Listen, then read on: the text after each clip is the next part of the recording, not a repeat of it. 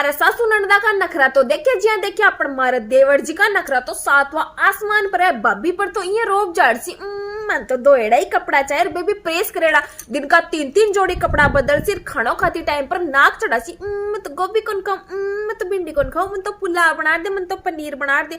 अरे भाभी कदे सूट सलवार पैर खड़ी हो जाए तो मारा घर की लुगाया तो सूट सलवार का माइंड चौकी को नहीं लग गए। अरे भाभी कदे 12 साइड लुगाया कन 2 मिनट बैठ बात कर ले तो भाई मारे घर की लुगाया तो 12 की लुगाया कन बैठ बात कर मारा घर की लुगाया ने शोभा कौन दे। अरे बट्ठे ही देवर को ब्याह हो जाए खुद की लुगाई आ जाए ना तो फिर देखो 8-8 दिन तक एक जोड़ी कपड़ा का मायने काट दे कि हमारी लुगाई ने दोनी न पड़ जाए। लुगाई सुबह की शाम और शाम की सुबह रोटी चलावे ना तो बेबी इतनी स्वाद ले ले खासी लुगाई ना मजा ले एक भी शब्द मुंडा सा काट दे।